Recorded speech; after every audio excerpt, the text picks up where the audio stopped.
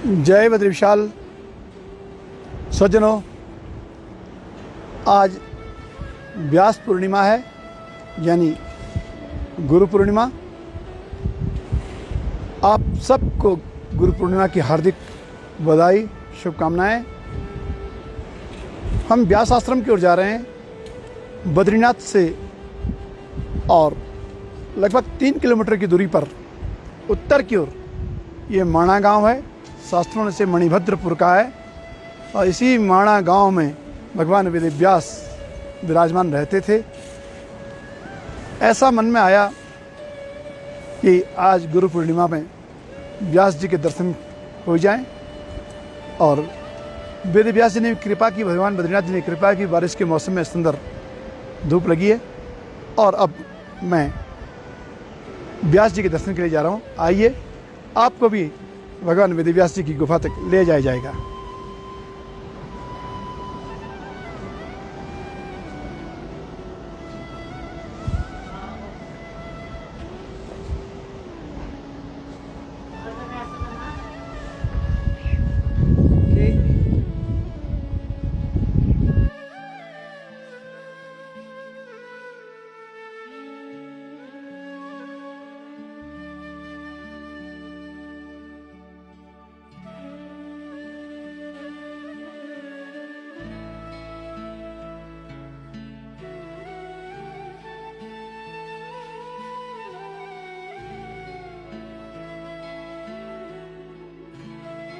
तन्मे मनः शिव संकल्पमस्तु, बड़े सुंदर शब्द, कल्याण की कामना की गई है। और हम पहुँचे गणेश गुफा, जो यहाँ का विशेष स्थान है। मेरे साथ आदरणीय पीताम्बर दत्त मोलफा जी इस गांव के प्रमुख हैं, और मेरे साथ साथ कदम पर कदम मिलकर चल रहे हैं। और अब गणेश जी, जिन्होंने पुराण लेखन में भगवान वेदव्यास जी का और पूरा का पूरा साथ दिया, ऐसे ग्रंथ लिख दिए कि व्याच्छो सिस्टम जगत सर्वम, उनकी लेखनी ही और भगवान वेदव्यास जी की वाणी ही सारा का सारा साहित्य है, सारा का सारा ज्योतिष है, और भारत का सर्वस्व है। हम उस दिव्य स्थान में पहुंच रहे हैं जहाँ गणेश जी विराजमान है, जहाँ भगवान शंकर उनके पिता विराजमान है। गणेश गुफा, माणा गांव, बद्रीनाथ धाम।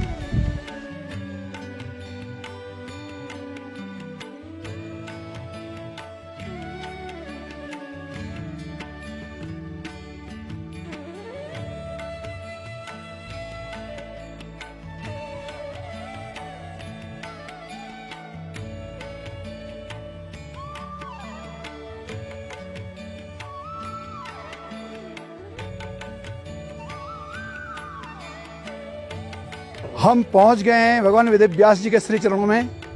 सत्यम परम धीमहि, सुंदर शब्द मंदिर के ऊपर लिखा है, और यही सत्य की खोज के लिए भारतवर्ष के ऋषि मुनि महात्मा इन कंदराओं में आते रहे, और भगवान वेदव्यास इसी कंदरा में विराजमान। आज भी इनका श्री विग्रह। कुछ वार्ता व्यास जी से करेंगे। आइए व्यास जी के दर्शन करते हैं। कृष्ण द्वैपायन भगवान वेदव्यास जी, वेदव्यास भगवान की जय।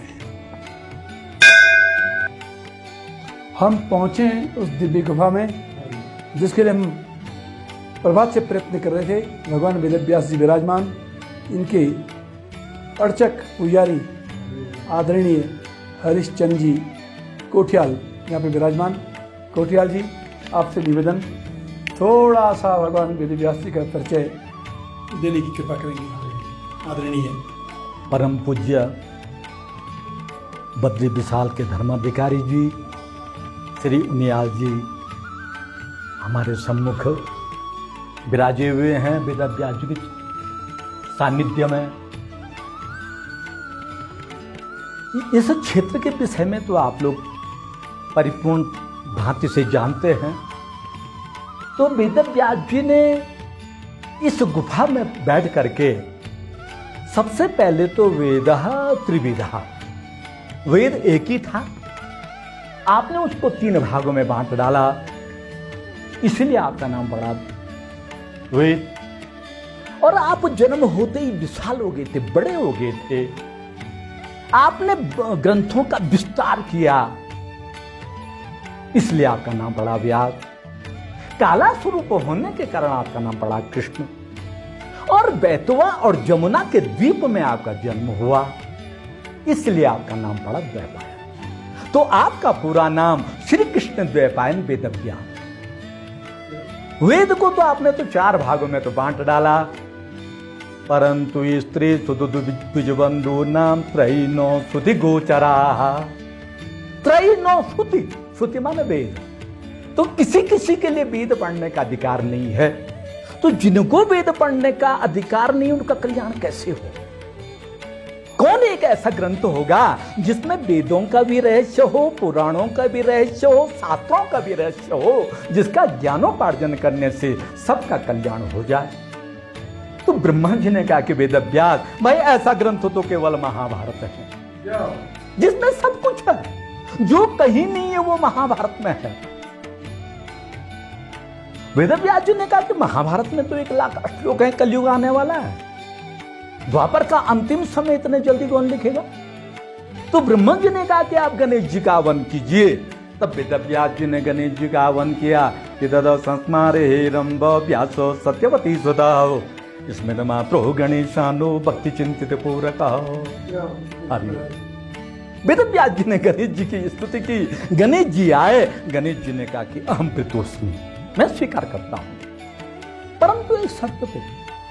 श्रुत्वैव तत्प्राह विघ्नेषु यदि मे लेखनी क्षणम लिखते नावतिष्ठे तो तदा श्याम लेखको हम।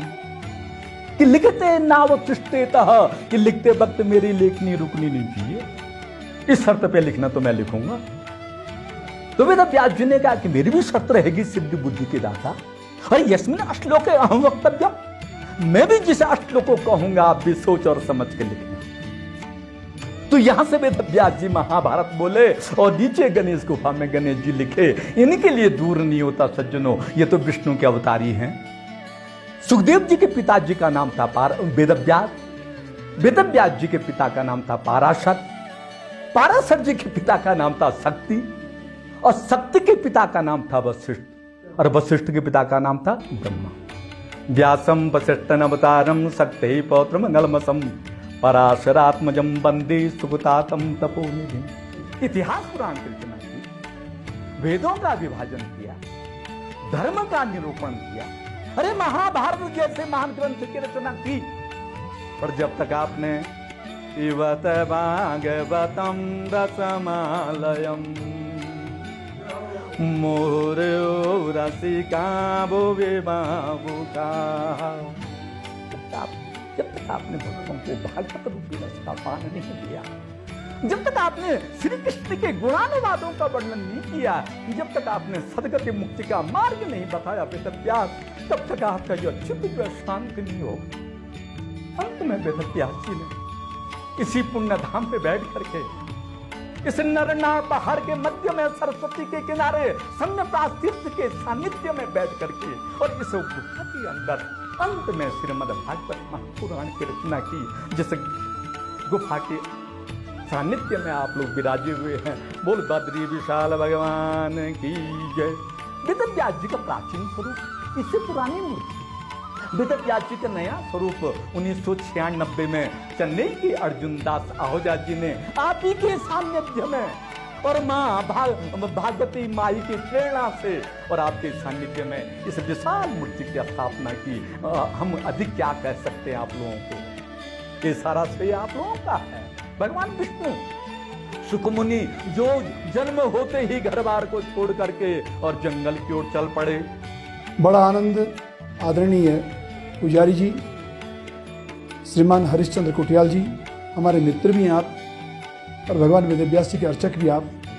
नित्य भगवान को स्नान कराते हैं, भोग लगाते हैं, पूजा करते हैं, शयन कराते हैं, आपके चरणों में प्रणाम करते हैं। और हम उस दिव्य गुफा में जो भारतवर्ष की धरोहर है, विश्व धरोहर कहेंगे, इस गुफा के भीतर बैठे हुए हैं। और जैसा आपने कहा, ब्रह्मनद्याम सरस्वत्याम आश्रम पश्चिम तेड़े सम्यक प्राश इति ख्यातस ऋषिणाम सत्रवर्धना, उस दिव्य क्षेत्र को जैसे ढूंढते बड़े बड़े ऋषि मुनि महात्मा शंकराचार्य आदि पहुंचे, उस स्थान में हम अभी आके बैठे। शर्मदम ज्ञानदम चैव, आनंद आ रहा है और कुछ प्राप्ति भी हो रही है इस आश्रम में आकर के।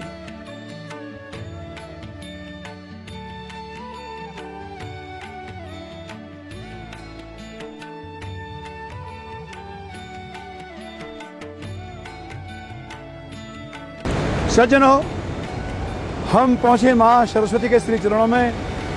ये सरस्वती बेग से आती हुई, कहते हैं भगवान वेद व्यास जी ने जब आह्वान किया तो बेग से सरस्वती आई है और छंद, पुराण, ज्योतिष, वेद, वेदांग, सबका सब जितना भारतीय साहित्य है इसी सरस्वती के बेग में आया भगवान वेद व्यास जी ने, और अपने कर्ण पुटु से उन अक्षरों को पहचाना, इस नाद घोष को पहचाना और लिखना प्रारंभ किया। नारायणम नमस्कृत्य नरम चैव नरोत्तम देवीं सरस्वतीं व्यासं ततो जय मुदिरेत्। और भारतीय साहित्य की, भारतीय पुराणों की, भारतीय ज्योतिष की और वेदों के लेखन की वो लेखनी उठ पड़ी। ये यही स्थान है, ये सरस्वती भगवती के दर्शन हो रहे हैं। ये साक्षात एक बहुत बड़ा सारस्वत तीर्थ है।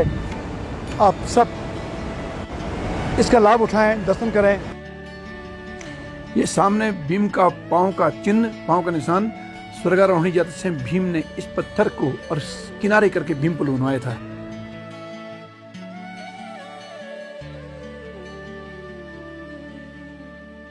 हम माणा ग्राम में और घंटाकर्ण जी के मंदिर में हैं। बस आज की यात्रा अर्थात व्यास गुफा, गणेश गुफा, सरस्वती, माणा ग्राम दर्शन और अंतिम में माणा के देवता घंटाकर्ण जी को प्रणाम करते हैं। ओम घंटाकर्णो महावीर सर्वव्याधि विनाशक विस्फोटक भय प्राप्ते रक्ष रक्ष महाबला